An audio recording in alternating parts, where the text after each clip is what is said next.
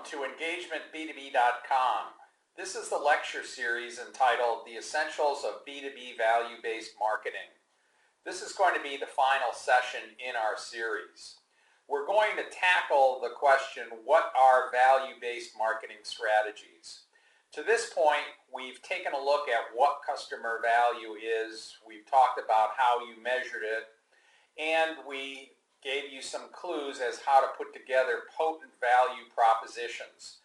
Today we're going to focus in on how you put them to use in the strategic planning process. Hi, my name is Jim Naris. I'll be the speaker for today's session. If you'd like to contact me via email, you can at engagementb2b@gmail.com. I think a good place to start is with the classic Harvard Business Review article from 1993 by consultants Treacy and Wurzema. In that article, they identified what they called the three core marketing strategies. They include operational excellence, product leadership, and customer intimacy. Now, what are those three? In operational excellence, the company goes out of its way to become the lowest cost producer. They do so largely by streamlining operations, creating a logistics system that delivers the lowest possible costs. By doing so, they can provide the lowest profitable price in the industry. Walmart is a good example of that. They focus in on doing things that deliver eventually the lowest possible price. If you go to the other side of the spectrum, you have the product leadership strategy. Here, companies want to develop and maintain cutting-edge technology. It's always about delivering the best possible solution. If you look at companies like Apple or Tesla, they claim to be technology-focused. Now, somewhere in the middle is what Treacy and Wurzema refer to as the customer intimacy model. Those companies strive to have the closest, best relationships with their customers, and typically they do it with outstanding customer service. If you look at a company like Whole Foods, that's their goal. So three potential marketing strategies. It's been said that in order to survive, a company needs to do at least one of these things well. In order to be world-class, you need to do two of these, and it's also claimed that you can't do all three of these because they're contradictory. For example, if you want to have the lowest cost, you're not likely to have the best technology because technology costs a lot. So you have to choose between these, and Treacy and Wurzema further claim that these three strategies are in fact at the core of all value propositions in marketing. All right, now what I want to do is to sort of give you a teaser as to what the strategies are. And what I'm going to do is I'm going to run through each one of the four P's, product, price, promotion, and place, and I'm going to give you some of the classic value-based strategies within those. All right, let's begin with this general statement. Sometimes more is better, other times less is better, still other times give customers a choice. Now, that might be an intriguing concept to you because when most people think of value-based marketing, they think of the first. That is, I determine what customers need, add to the product, and most logically charge a premium price. Well, I would argue that value-based marketing also goes in the opposite direction, which is less is better. If you can recall from our value-based modeling and Das Narayandas' value stack, there are situations when our efforts or customers' efforts actually reduce value. Well, the strategy there is less is better, meaning let's get rid of all of these non-value added features and services, cut cost, reduce price. Now, the third way to do this is to give a customer of choice, typically menu fashion, and let them assemble what it is that they want. In this way, you're letting the customer define the value of your offering. All right, now the classic value-based marketing strategy that accomplishes this is what's referred to as flexible market offerings, or if you want a more sexy title for the strategy, it's naked solutions with options. And what does that mean?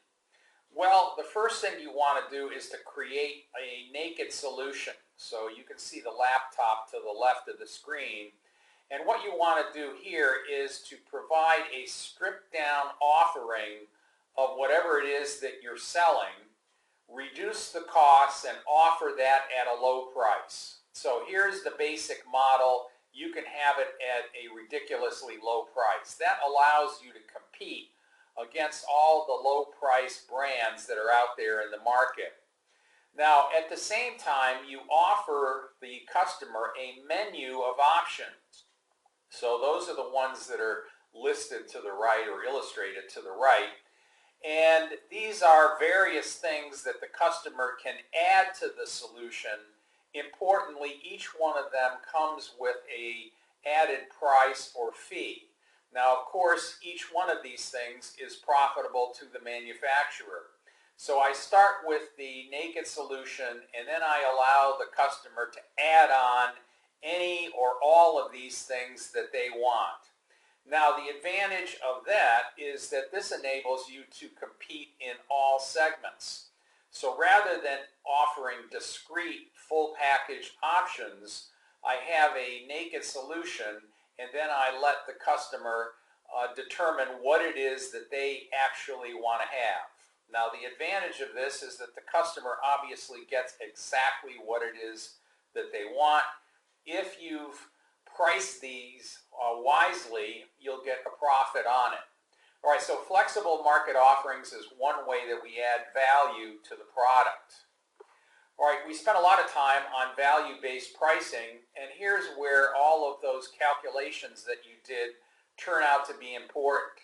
So let's take a look at this sort of ominous-looking stack. We'll start with the right in terms of the different prices that you have. At the top, we're going to refer to it as the value and use price. We went through value and use calculations previously.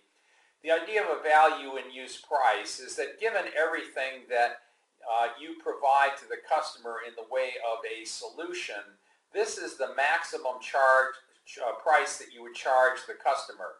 Many times it's referred to as the indifference price because this price is so high that the customer would be indifferent between buying what you're selling versus the competitor is selling.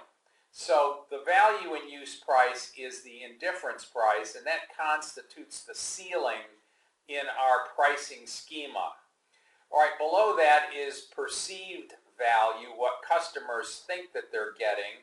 Now, of course, perceived value might be higher than the value and use price, but in this representation, we're showing perceived value as lower. And the key takeaway from this is that if customers perceive my product to be less valuable than it actually is, I want to put in some time in my marketing efforts to push perceived value up to the value and use price. All right, now, skipping over the price that they actually pay, we go down to the supplier's full cost, which is the total cost that you incur for an offering. And basically what that constitutes is the floor in what we're going to call the value pie. The value pie represents the total value created by your offering, and we're going to say that that ranges from supplier's full cost to the value and use price. Now, basically, when we get into negotiations, you're arguing or negotiating over what the price should be. So that's that middle part there where it says customer pays $353. And basically what you're doing in pricing and in negotiation is basically determining who gets what share of the value that you create. So I've got two levels of green here. The dark level of green at the top represents the customer's share of value, and the light green at the bottom represents your share of value. Now, in this representation, the customer ends up with twice as much of the value as you do. Now, that's one of the questions that you have to answer, is who's going to get what portion of the value. In this case, it could be argued that the bulk of the value is going to the customer as an incentive. Now, the last number that I have on here is supplier's variable cost, and that's meant to represent the absolute floor in a short-term situation. And that if you go back to economics, you can remember the classic statement, you maximize profit in the short run when you set the price equal to marginal cost. Well, most people don't know what marginal cost is. I do know what variable cost is.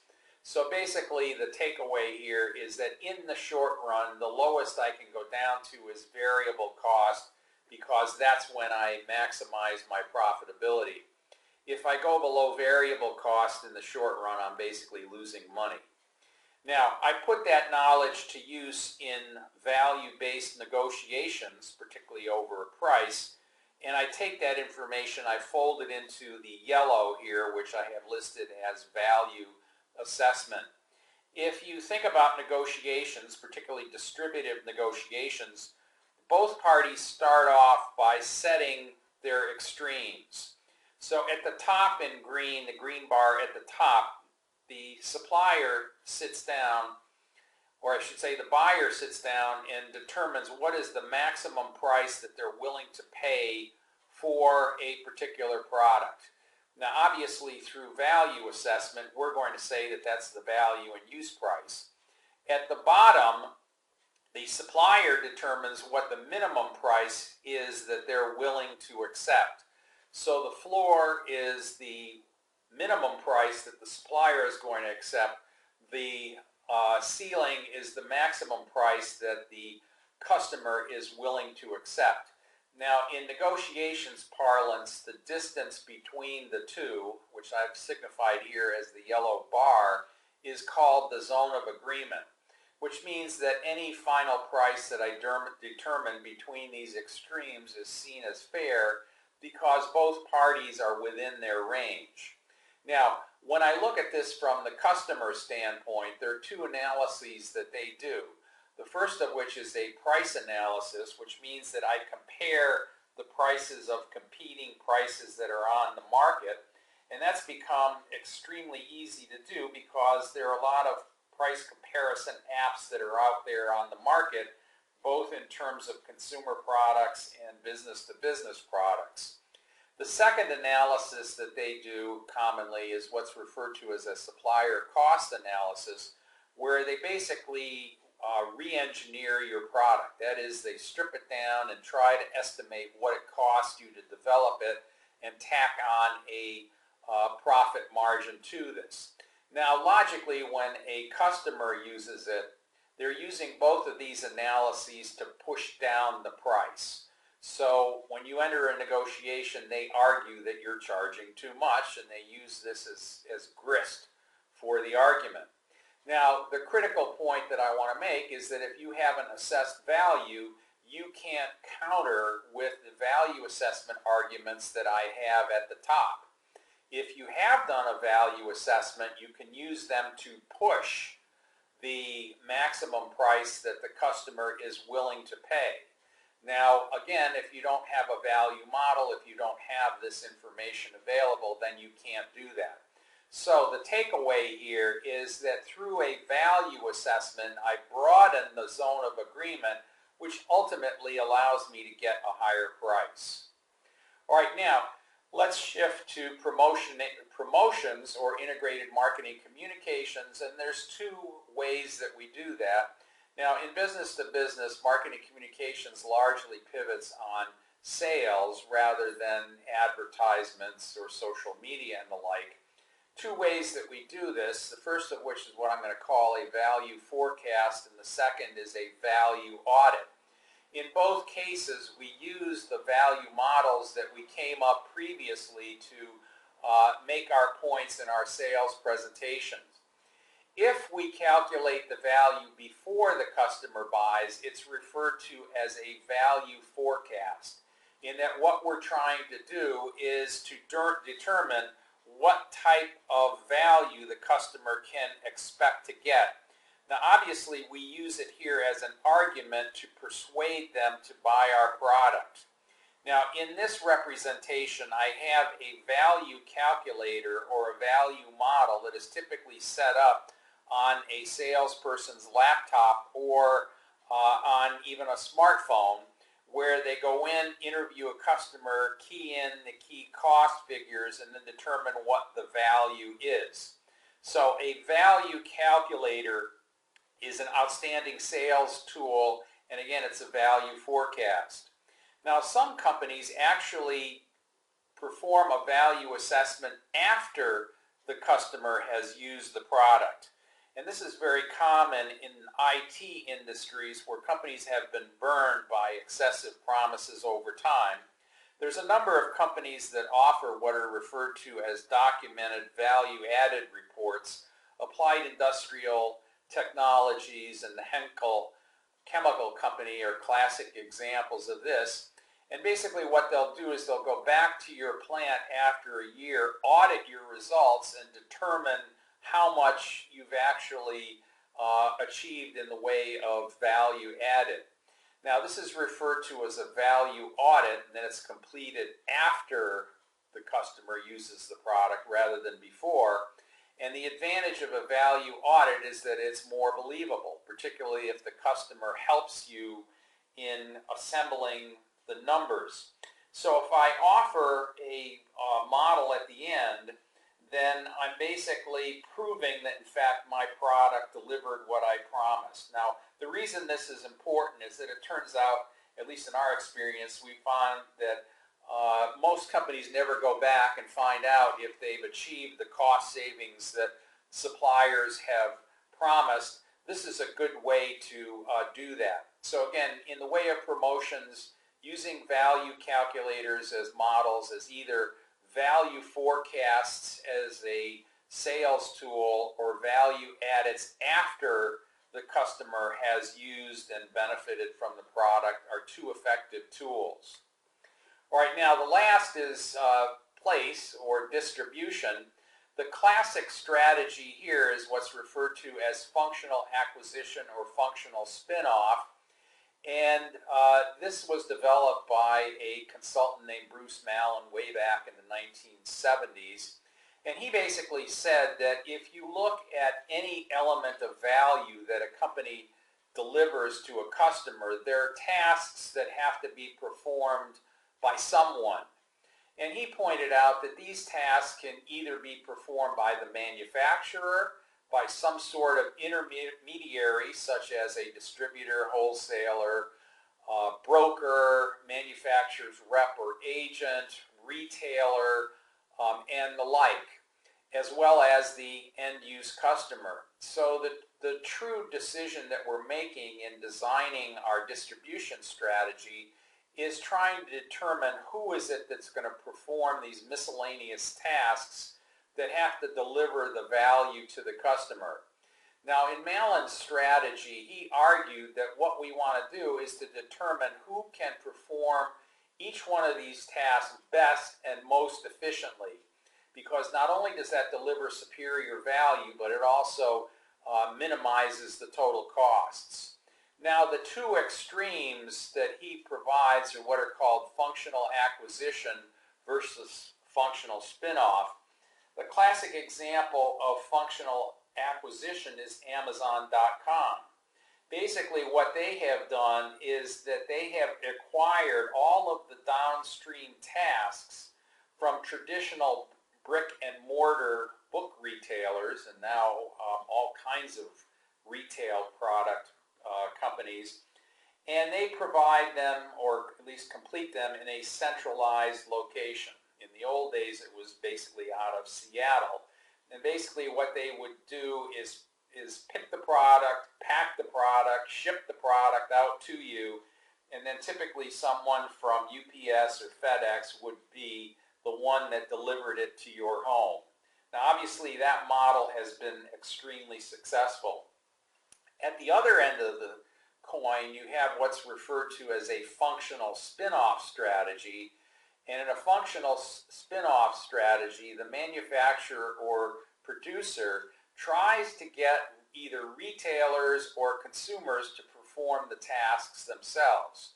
So a classic example of this is IKEA, the Swedish furniture retailing giant. Now, when you look at IKEA, what and how do they distribute their product? Well, to begin with, they have basic designs. All of the products are manufactured unassembled. That is, they come in pieces. They're designed so they fit into rectangular boxes. The customer has to go to their shop and do the picking themselves. That is, pick out the particular boxes that they need. They have to provide the transportation back to their house. They have to assemble the product. They have to determine where it's going to fit in the house. So as you can see in that example, what they have done is that they've spun off these tasks to consumers. Now you might ask, why is it that they have done this whereas Amazon has done the reverse? Well, the answer is that it turns out that assembly, logistics are extremely expensive costs. By getting the consumer to do it, they're basically eliminating those costs from their income statement and giving them to the consumer. Now, the consumer basically is doing a deal with the devil in that they get a lower price, but they have to perform these tasks. And if you've ever had to assemble some of IKEA's products, they're not necessarily the easiest to do. So again, it's possible to apply value-based marketing strategies to distribution. Here, what the supplier is trying to determine is how to allocate the various tasks among themselves, intermediaries, and consumers to, first of all, create the greatest value, and secondly, to come up with the lowest possible costs. All right, now I've given you a teaser of some of the key value-based marketing strategies. If you want to learn more about them, you can read our management practice book, Value Merchants, or our academic textbook, Business Market Management, which gets into the nitty-gritty detail. These are available to you online from Amazon.com, other online retailers, or brick-and-mortar retailers. Finally, I want to point out that if you want to know what ongoing research results that Professor Michelle Stewart and I have come up with, visit our website, engagementb2b.com, to be kept up to date. Well, at this point, I want to conclude by saying thank you for taking the time to listen to our various sessions. I hope that we've had the opportunity to add value to both your professional and personal lives. Thank you very much.